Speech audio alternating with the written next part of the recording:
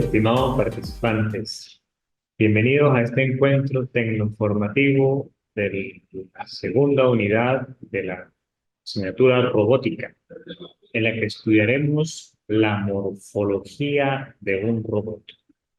Soy Rinaldo Salafranco y damos inicio a este encuentro. Un robot está estructurado principalmente por una carcasa, una fuente de alimentación, que normalmente son baterías, los actuadores, los sensores y el controlador. Entre los sensores vamos a encontrar los sensores son obviamente aquellos dispositivos que le permiten al robot detectar lo que ocurre en su entorno. En estas palabras son los sentidos del robot. Es así como existen una serie de sensores en la industria que pueden emplearse en la robótica, como las LDR, que son resistencias variables, efecto de la luz. Tenemos acá, estoy señalando, que son resistencias variables al efecto de la luz. De la luz incrementan, disminuyen la presencia o ausencia de luz, incrementan o disminuyen su resistencia. El sensor de presión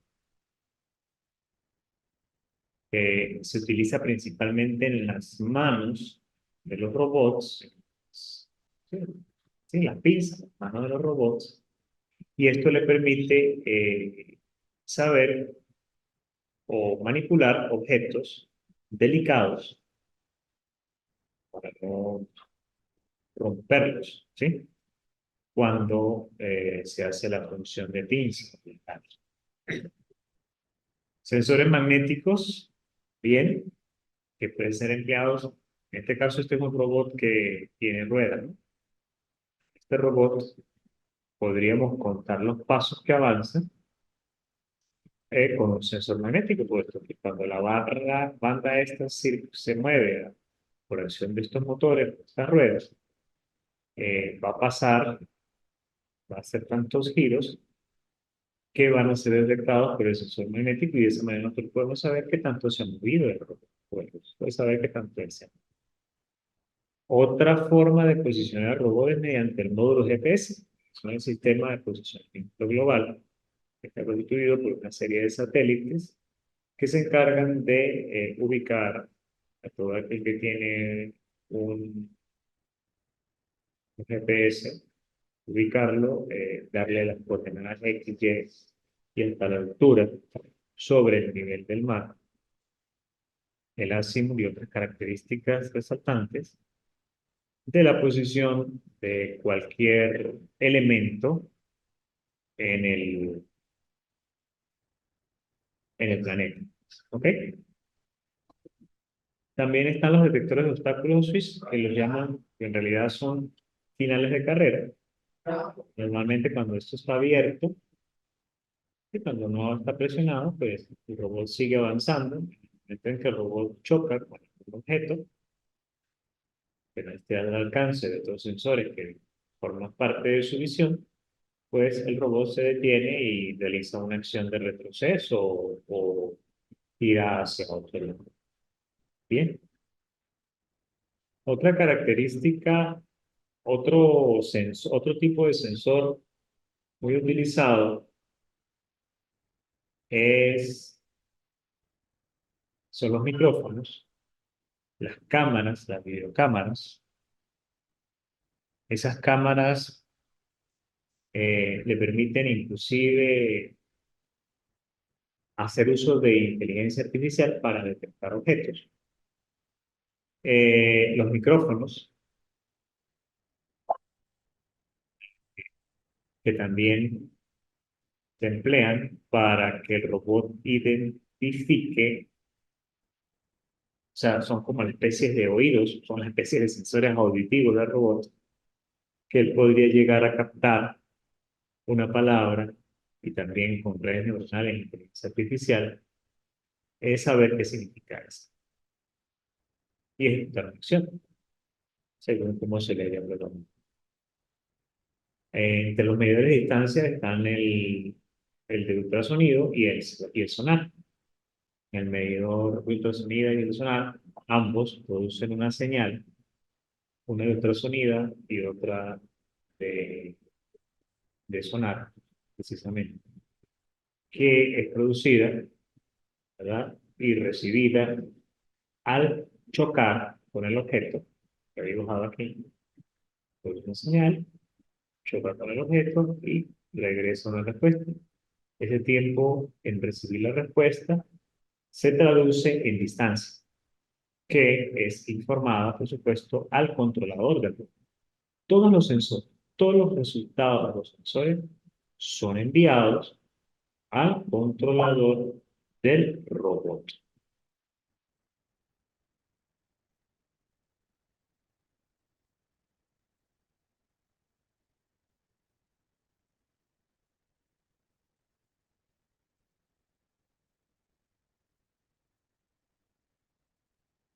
Bien, continuemos entonces ahora conociendo más de la morfología y entramos a lo que son los actuadores. Los actuadores son las piezas que permiten que el robot se mueva, en este caso, los motores. Y hay otros tipos de actuadores como cornetas, ¿cómo se llaman esto? Eh, LEDs, matrices de LEDs que permiten dibujar sonrisas, etcétera, etcétera. LCDs que generan mensajes y así sucesivamente. Una serie de cosas que pues se pueden emplear para que el robot trate de comunicarse para enviar mensajes, en otras palabras. Y los motores, por supuesto, tienen que tener una mecánica reductora o de transmisión. Vamos a estudiar cada uno de estos motores, vamos a conocer qué significan, para qué sirven cada uno de esos motores, o sus características más resaltantes. En una clase, por C, o de paso a paso, de los motores, a nivel mecánico, pues tiene una mayor, o sea, que requeriría más tiempo, ¿sí? Entonces, de alguna manera voy a presentar de forma breve cómo usar estos motores en la robótica. El primero de ellos es el motor DC. Todos sabemos que los motores DC pues tienen dos, hemos visto los motores, el ejemplo más simple de los motores DC es el de los juguetes, los motores. Los juguetes tienen un par de cablecitos y que uno lo único que tienen que hacer para accionarlo es el, conectar el cable, o conectar los extremos, ese par de bornes del motor, conectarlos a una batería. Por cierto, ¿no? Pues, las características inalámbricas de los robots, de su autonomía inalámbrica, la mayoría de los robots utilizan baterías. Sin embargo, hay robots industriales que utilizan energía eléctrica cableada, ¿ok? Toman energía del sistema eléctrico de la empresa donde están instalados. En este caso, la mayoría de las veces, los robots móviles, por otro lado, utilizan es baterías. Entonces, para accionar un motor, lo único que hay que hacer es conectar entre esos bornes una batería, una fuente de voltaje DC, y eso hace que el motor se mueva a gran velocidad. Si yo quiero invertir el giro, simplemente invierto la fuente y el motor comenzaría a girar en el sentido contrario. No sentido del horario y el antihorario. Bien,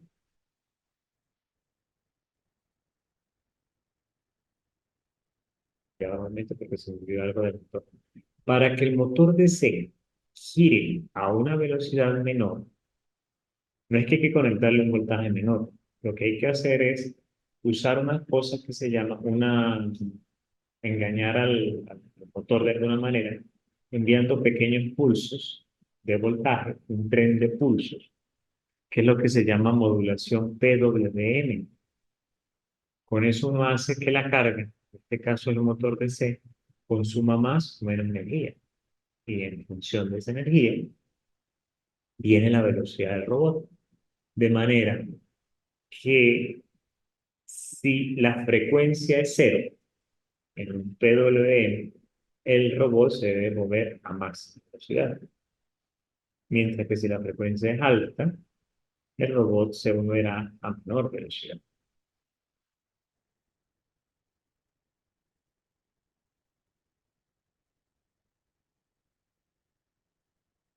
Los motores paso a paso, por su parte, hay una desventaja que tienen los motores DC con respecto a los otros motores. Y es que, por ejemplo, el motor DC, cuando es difícil de posicionar, o sea, él gira a gran velocidad y cuando lo detengo, comienza a disminuir la velocidad cuando le quito la energía hasta que por fin se detiene, ¿sí? Y se posiciona en cualquier lugar. Todo depende del momento en que uno le quite la energía, la velocidad, girando, ¿verdad? Lo detengo y él sigue girando por efecto de la misma fuerza giratoria. Entonces, hasta que por fin se detiene. Pues se puede tener aquí, se puede tener aquí, aquí, aquí, en cualquier lugar. Entonces es difícil posicionar. Puedo controlar su velocidad, pero no lo puedo posicionar. Para eso existen otro tipo de motores que son los motores paso a paso. Esos motores paso a paso giran un ángulo específico, ¿sí? Una cantidad específica por cada pulso de entrada que el motor recibe.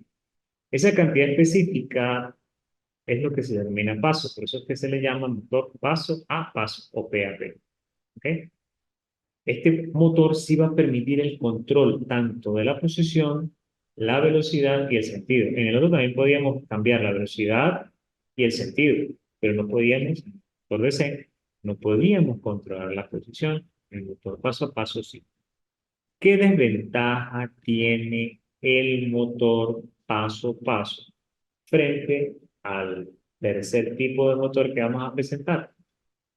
Bueno, la desventaja del motor paso a paso frente al tercer tipo de motor que vamos a presentar es que el motor paso a paso no tiene un torque, no tiene un momento lo suficientemente fuerte para mover ciertas cargas.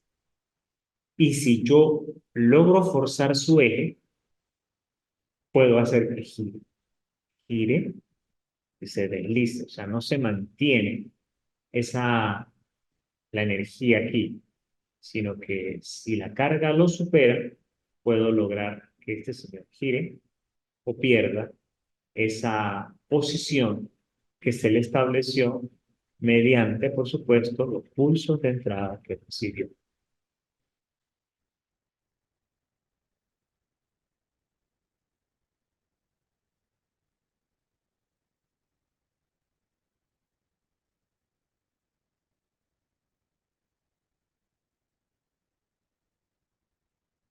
Ahora bien, este es el tipo de motor más utilizado en la industria de robótica y se llama servomotor.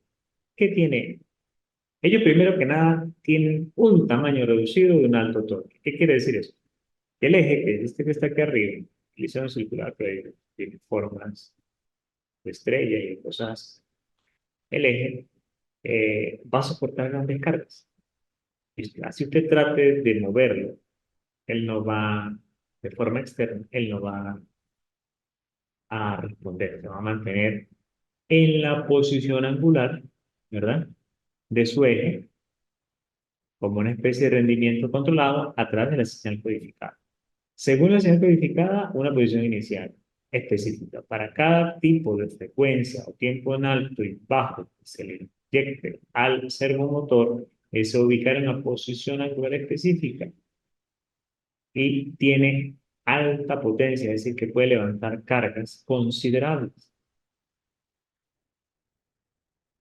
Dispone de tres pines, uno que es el del voltaje, dos, perdón, son de alimentación, que serían BCC, BCCC y tierra, VCC es la que usted conecta a 12 voltios, 15 voltios, 25, todo, depende de la cantidad de energía que usted pueda suministrarle a ese robot y genere, pues obvio que es tierra. Control es la señal a través de la cual enviamos la señal codificada. Entonces, un repaso, visto hasta este momento, ¿sí? ¿Qué hemos visto? Hemos visto los motores de C, los motores paso a paso y los servomotores. El de más alto torque y tamaño reducido. También yo puedo a través de él controlar la velocidad, el sentido de giro, en lo que es un motor fuerte. ¿Ok? Este motor paso a paso, en cambio, es menos fuerte que ese motor. También puedo controlar el sentido de giro, la velocidad y la posición, igual que ese motor. Pero su momento es menor y por lo tanto el eje puede sucumbir, puede deslizarse ante cargas considerables, cosa que no pasa con el C. El motor DC también es muy útil, gira a velocidades altísimas. Yo puedo controlar tanto la velocidad como el, tanto la velocidad como el sentido de giro, pero no tiene alto torque, ¿verdad? Y tampoco puedo controlar la posición exacta en la que se detiene o en la que permanece. Bien, hemos hablado de la mecánica reductora y de transmisión, vamos a hablar de ellas en breve.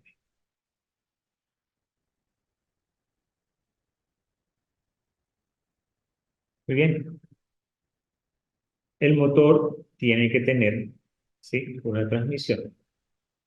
Esta transmisión está formada por una caja de engranajes, correas, cadenas y cremalleras. Muy bien, esta transmisión es la que le permite al motor, especialmente al motor DC, tener mayor empuje o mayor fuerza para mover el vehículo y que tampoco se vaya a grandes velocidades, a velocidad más o menos controlada. ¿Ok?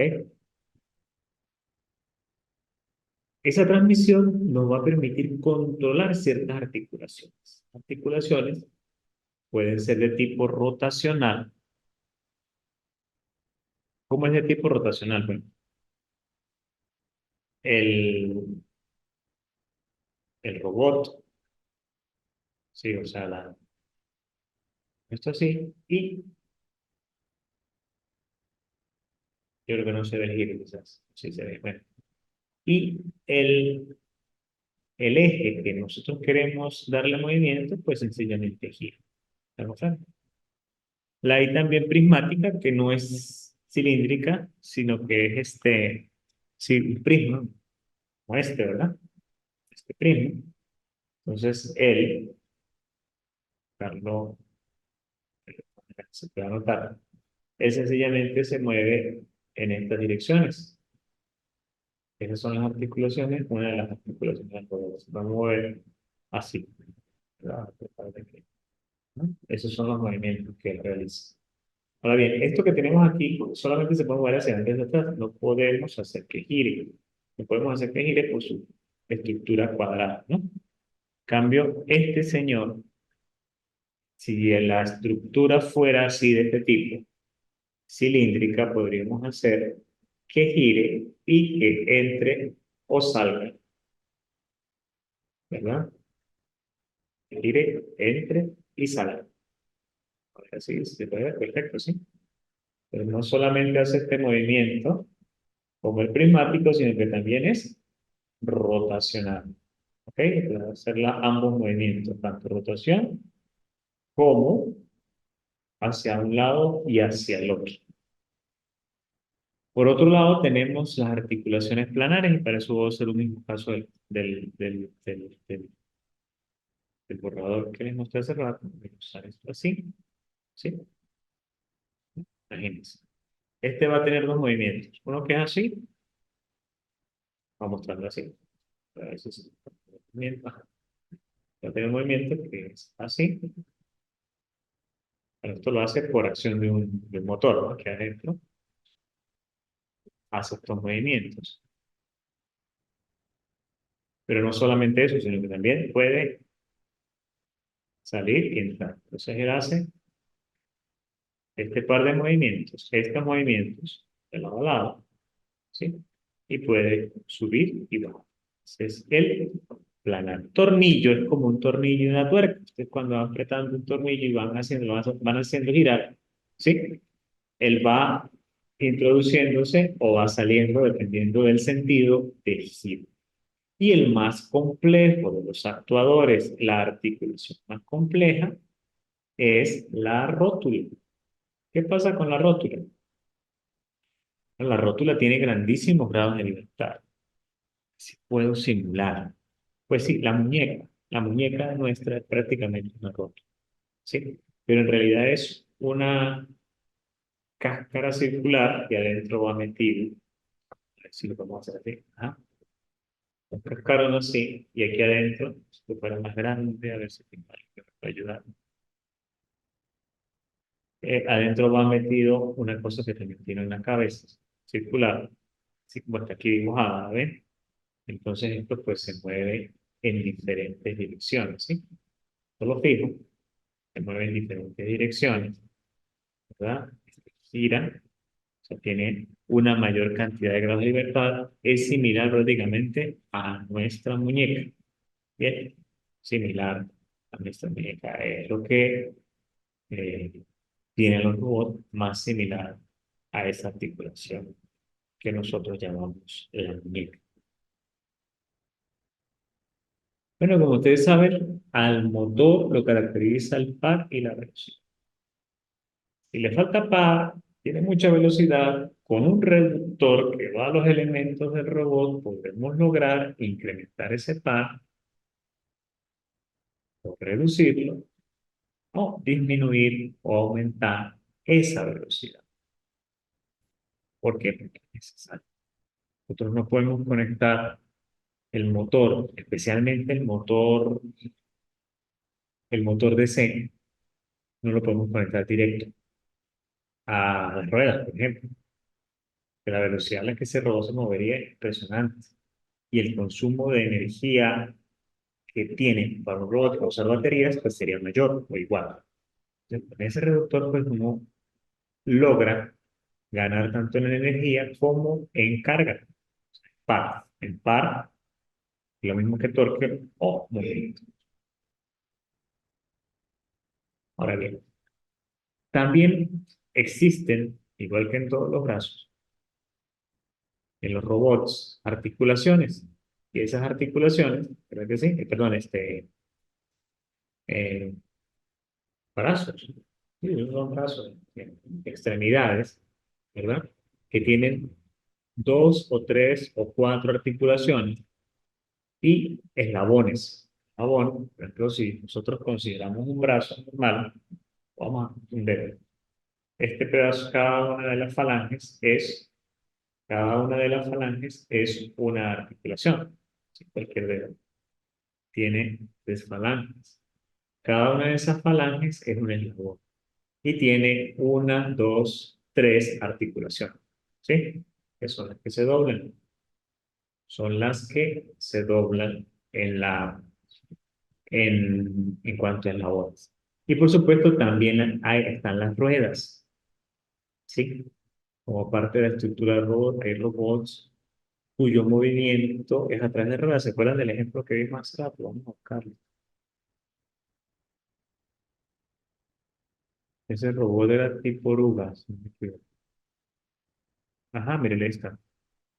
El robot tiene tres rueditas y una banda. Así que es tipo oruga.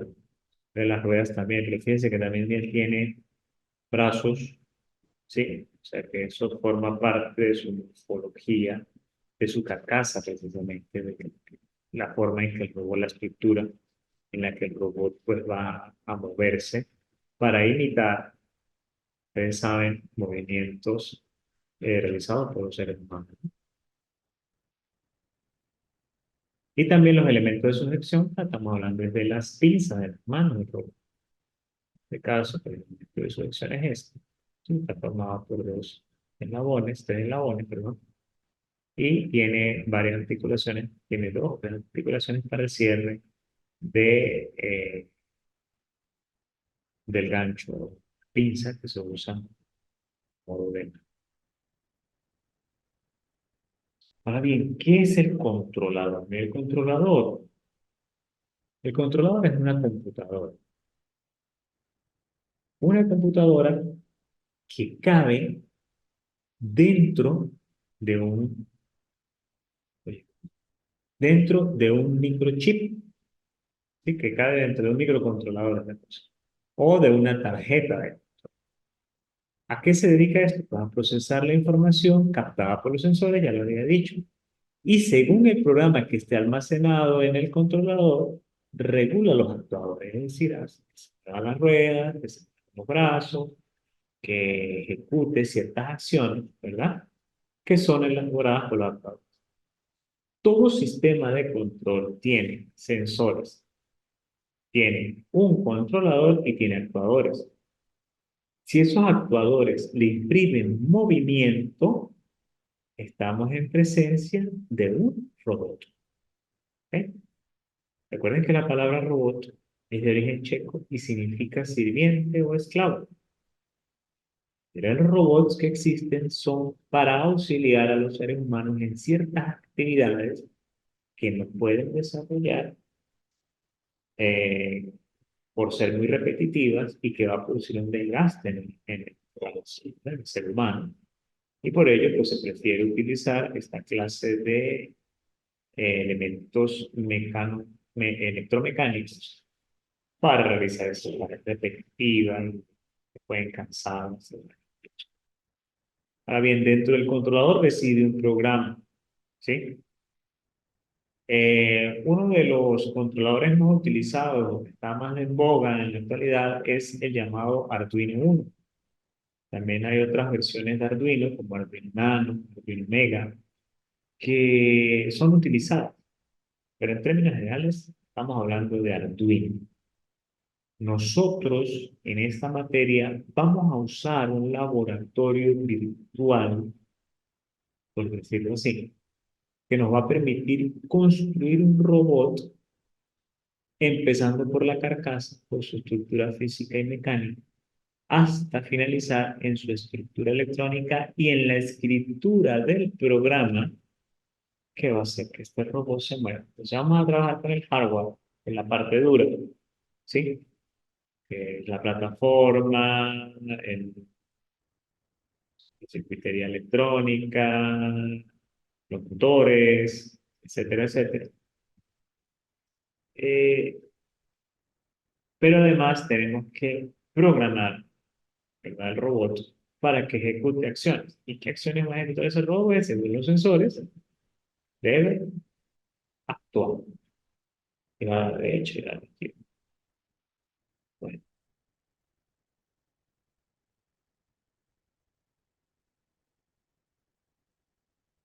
bien, entonces, demos un repaso general de todo lo que vimos. Estuvimos hablando acerca de la morfología del robot, que no es otra cosa más que su estructura física, las partes que lo conforman, mejor dicho, y al principio, las partes que lo confirman, que lo conforman, y que son introducidas de manera ampliada a la alimentación, que en la mayoría de los casos son baterías, la carcasa, que es la estructura física, ¿sí? Los actuadores, que es la parte que hace que el robot se mueva, los sensores, que es la parte que le permite al robot conocer qué ocurre en su entorno, y el controlador, que es el cerebro del robot. Según las sensaciones, según los sentidos, según los sensores, el robot hace actuar, hace que los actuadores ejecuten ciertas acciones.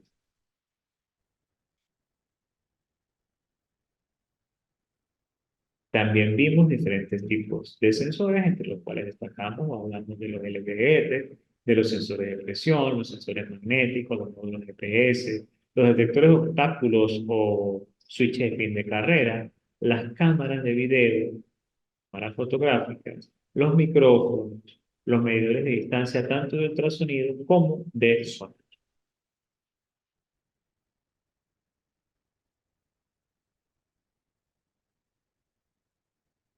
Estuvimos mencionando tres de los principales tipos de motores que se usan como actuadores, que son el motor DC, el motor PAP, que es el motor paso a paso, y los servomotores. Dijimos que los servomotores, cada uno de ellos tiene sus pros y sus contras, y quedamos en que los servomotores pues, tienen mayor par que los motores paso a paso que los motores DC. Que tanto los motores paso a paso como los servomotores se les permite controlar, que a los tres se les permite controlar tanto la velocidad como el sentido de giro, pero que los motores DC no es posible fijar la posición del eje, mientras que en los motores paso a paso y los servomotores sí se puede fijar la posición. La única desventaja del motor paso a paso que tiene el servomotor es que el paso a paso no tiene el mismo par, el mismo torque o el mismo momento para soportar ciertas cargas y puede hacer que el eje deslice en esta. Requieren los motores DC especialmente una mecánica reductora o de transmisión. También los de los motores pueden requerir una mecánica de transmisión, igual que los motores paso a paso. Entre otros tipos de actuadores, tenemos las cornetas, sí, cornetas, para producir ruido, para que el juego hable, LEDs para iluminar ciertas cosas y otra serie de cosas que podríamos emplear para hacer que nuestro robot tenga características especiales. Dijimos que los motores de C, ya expliqué, ya estuvimos hablando acerca de estos motores de C, cómo accionarlos conectando sus bornes a una fuente de alimentación, también de corriente directa, que lo coloco en una posición, el motor gira en un sentido, y si lo conecto en la posición inversa, el motor gira en sentido contrario. Vimos también lo que un motor paso a paso, cómo actúa, que significa un paso, recuerden, se una serie de grados, y que permite pues, el control tanto de posición, velocidad y sentido, pero que no tiene tanto torque o tanto par. Los motores, en cambio, sí tienen ese alto torque e impresionante el tamaño de reducción que tienen para la fuerza. Pueden levantar ciertas cargas y puede controlar uno la posición angular, la velocidad, el sentido de giro, etcétera, etcétera. Hablamos acerca de la transmisión, que está formada por engranajes, correas, cadenas y cremalleras, que van a permitir articulaciones de tipo rotacional, prismáticas, cilíndricas, planares, tornillos y rótulos. Y estuvimos explicando acerca de cómo es que cada uno de ellos realiza movimientos por efecto de la transmisión controlados por un motor.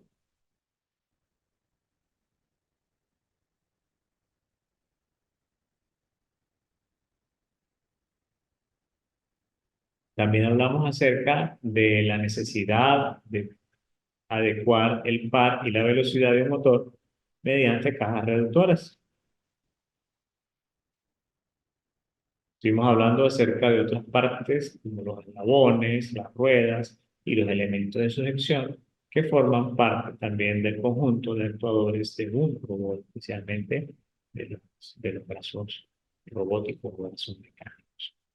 Y finalmente hablamos acerca de los controladores, ¿verdad? Es sensar, perdón, procesar la información captada por los sensores y una vez que la procesan, regulan o controlan a los actores.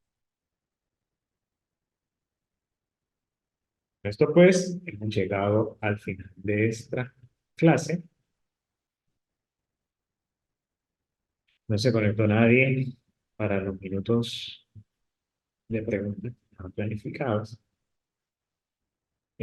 Cualquier duda pues pueden dejarla en el buzón de dudas de la hora virtual o por la mesa de grupo. Feliz tarde para todos y hasta luego.